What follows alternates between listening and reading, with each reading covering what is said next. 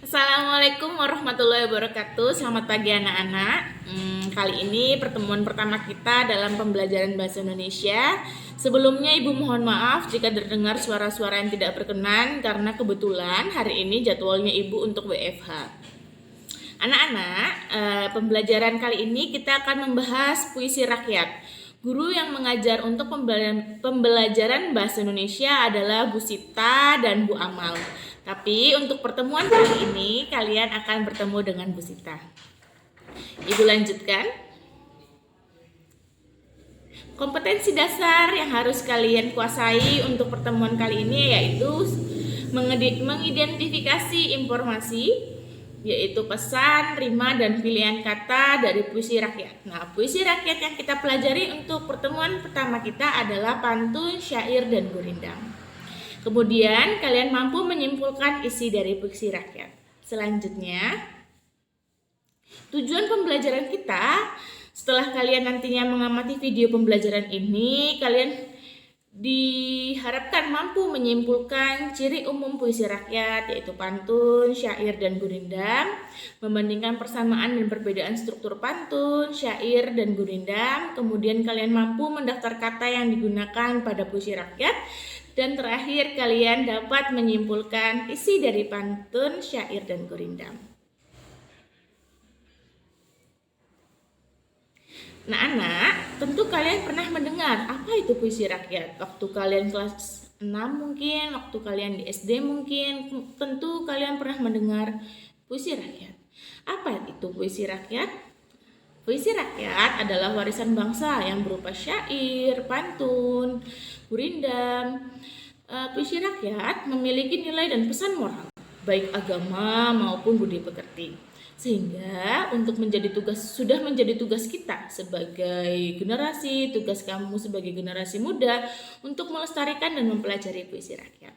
Nah, dengan kalian mengenal dan memahami kandungan suatu puisi rakyat akan membuat kalian menjadi generasi yang paham akan nilai dan karakter yang baik karena banyak pesan moral yang terdapat dalam puisi rakyat. Di sini Ibu akan membahas 3 puisi rakyat saja. Karena puisi rakyat tidak hanya 3 ini, ada banyak sekali. Tapi untuk kali ini yang kita bahas hanya 3, yaitu gurindam, syair, dan pantun. Kita akan bahas mulai dari asal, definisi, istilah, bahkan sampai ke ciri-cirinya. Kemudian gurindam. Nah, ini yang pertama kita bahas, yaitu gurindam. Apa itu gurindam? Seperti apa gurindam? Gurindam adalah puisi lama yang berasal dari negara India. Gurindam diambil dari bahasa India, yaitu krindam, artinya mula-mula atau perumpamaan. Gurindam dahulu kala digunakan sebagai syarat nilai agama dan moral, sehingga dulu sangat penting dan dijadikan sebagai warisan budaya kehidupan. Tetapi setelah berkembangnya zaman mulai tergantikan jenis gurindam sebagai warisan budaya. Makanya sebagai generasi muda kita harus tetap mewariskan ya, harus mempelajari ya. Selanjutnya, apa sih gurindam? Ciri-cirinya bagaimana sih? Gurindam, anak-anak, kalian bisa mencatat semua yang Ibu sampaikan di sini, biar kalian punya catatan, atau kalian bisa sambil membuka buku cetak bab 5. Di situ ada teks puisi rakyat. Kalian bisa sambil membacanya biar kalian tidak bingung, atau bisa mencatat apa yang Ibu sampaikan kali ini. Oke, Ibu lanjutkan terkait ciri-ciri gurindam. Gurindam itu terdiri dari 2 baris dalam 1 bait.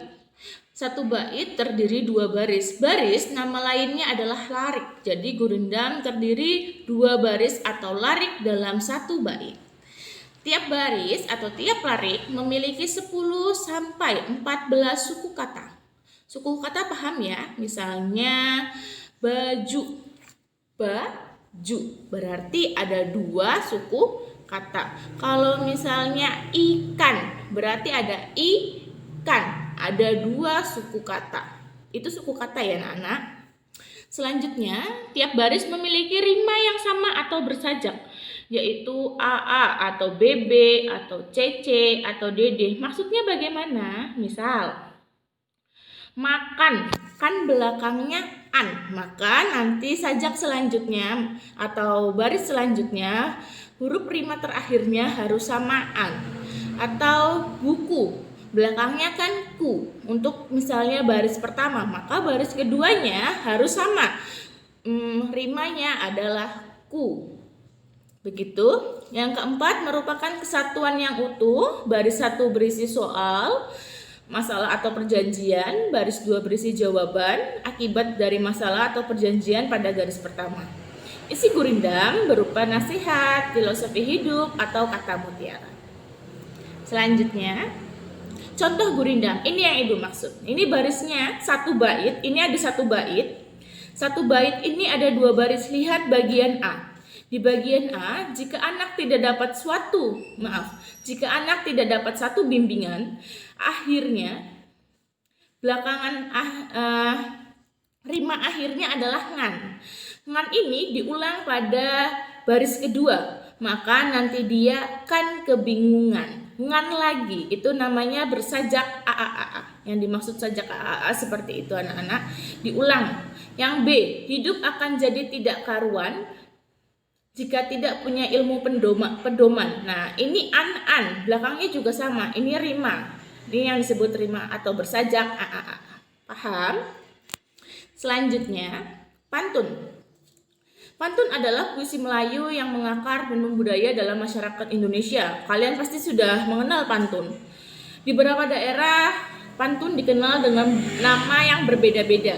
Contohnya, tonton. Tonton itu nama lain pantun dalam bahasa Tagalog, atau tuntun dalam bahasa Jawa, atau pantun dalam bahasa Toba. Jadi ini adalah nama lain pantun di Indonesia bagian lain dalam bahasa Tagalog, bahasa Jawa maupun bahasa Toba. Nah, ini ciri-ciri pantun. Beda dengan gurindam yang 1 baitnya ada 2 baris, untuk pantun 1 baitnya terdapat 4 baris atau 4 larik. Nah, dalam setiap baris atau larik terdapat 8 sampai 12 suku kata. Ini berbeda juga dengan gurindam. Ya anak-anak ya. Sekali lagi kalian bisa mencatat ini untuk informasi kalian. Jangan kalian malas mencatat atau malas membuka video Ibu. Kita harus tetap semangat dalam masa pandemi ini. Selanjutnya, yang ketiga rima akhir bersajak AB. Beda dengan gurindam AA. Kalau yang ini beda dia, AB. Baris 1 dan baris 2 disebut sampiran, baris 3 dan 4 adalah isi. Seperti apa? Seperti ini. Contoh, nenekku ahli meramu jamu. Dibuatnya ramuan dari resep rahasia. Jangan kau bosan menuntut ilmu agar hidup tetap berguna sampai hari tua. Nah, anak-anak, baris 1 dan baris 2 ini disebut sampiran. Nah, yang baris 3 dan 4 adalah isi. Di baris 3 dan 4 inilah kalian dapat mengerti atau mengetahui isi dari pantun tersebut.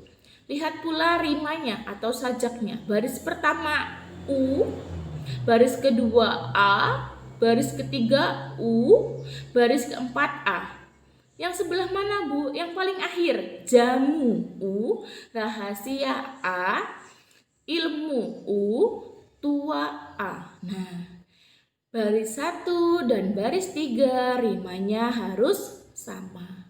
Baris 2 dan baris 4 rimanya pun harus sama. Ini yang disebut dengan pantun.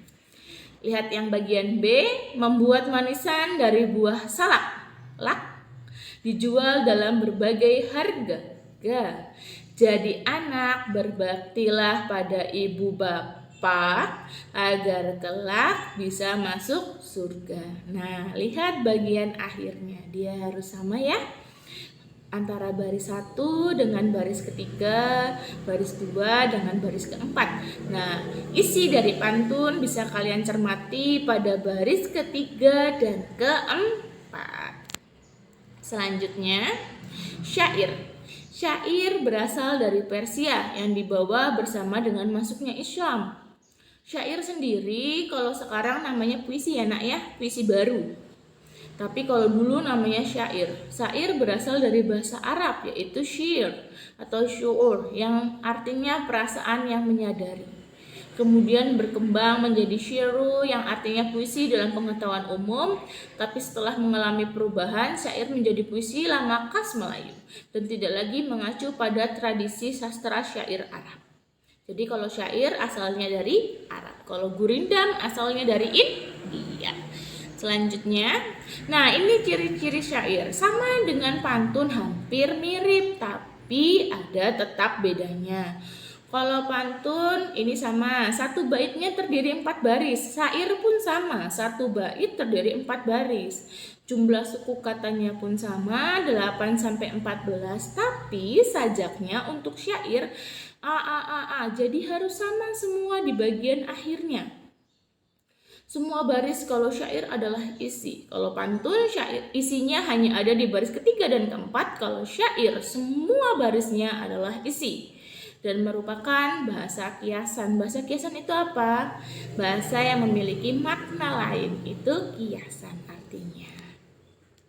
Oke, ini contoh syair. Ingatlah pada dosamu, ingatlah akan kelalaianmu, perbaiki hati dan dirimu, lagi Tuhan pastikan menyayangimu. Nah, ini yang disebut dengan bersajak a. Jumlah suku katanya gimana? Dihitung sayang. Ingatlah pada dosa. Nah, ada 7. Ingatlah akan kelalaianmu. Nah, ada berapa? Itu begitu cara menghitung suku kata. Perbaiki hati dan dirimu, ada 10. Begitu ya cara menghitung suku kata ya. Selanjutnya, cara menyimpulkan isi puisi rakyat. Dalam menyimpulkan puisi rakyat, kalian dapat menyimpulkan dengan berbagai cara. Salah satunya dari arti atau makna puisi. Bisa dipahami dengan baik ini. Jadi kalian memaknai arti-arti atau kata-kata yang terkandung dalam puisi tersebut, baik itu pantun, gurindam maupun syair. Kalian menafsirkan arti setiap kata dalam puisi tersebut sehingga kalian tahu makna dari puisi rakyat tersebut. Berikut beberapa langkah untuk memahami makna puisi rakyat. Menemukan kata kunci, menguraikan bait puisi, menafsirkan makna kata, mengaitkan isi puisi dengan kehidupan nyata. Ya, anak-anakku ini bisa dicatat sekali lagi. Jangan malas mencatat supaya kalian bisa nanti saat pembelajaran, karena nanti akan tetap ada PTS dan tetap ada PAS ya. Selanjutnya, kalian bisa menentukan atau menyimpulkan puisi rakyat melalui tema. Pada dasarnya, tema atau topik puisi merupakan pokok permasalahan dalam puisi. Jadi, melalui ini kalian bisa tahu isi dari puisi tersebut, puisi rakyat ya. Puisi rakyat itu ada 3 loh, hati-hati. Ada pantun, syair, dan gurindam. Puisi rakyat. Atau dari pesan puisi rakyatnya atau amanat yang ada yang kalian tangkap ketika membaca puisi rakyat tersebut. Di situ kalian dapat menyimpulkan isi puisi rakyat. Puisi rakyat itu ada pantun, gurindam, dan syair. Selanjutnya, oke, ini sudah bagian akhir, berarti sudah selesai. Anak-anak, ibu mohon untuk tetap semangat, dan selanjutnya nanti akan ada absen hadirnya. Cara absennya nanti melalui Google Form. Silakan kalian bisa absen, ibu share linknya untuk semua kelas dari kelas A sampai dengan kelas G. Silakan absen untuk pembelajaran kali ini. Di bawah setelah video ini nanti ibu kirim pula link absennya. Begitu. Terima kasih. Nanti kalian bisa menanyakan hal-hal yang susah melalui grup Bahasa Indonesia. Grup akan ibu buka sekitar pukul jam 12 dan ibu tutup lagi setelah jam pembelajaran kita 12.30. Kita akan bertemu di 2 jam 08.50 sampai 09.30. Ibu hanya men-share ini, nanti dilanjutkan jam 11.50 sampai jam 12.30. Ibu akan membuka forum chat pukul 12 untuk kalian bisa berdiskusi dengan Ibu atau ada yang ingin ditanyakan. Jangan lupa untuk absen pada link yang Ibu share ya. Terima kasih. Wassalamualaikum warahmatullahi wabarakatuh.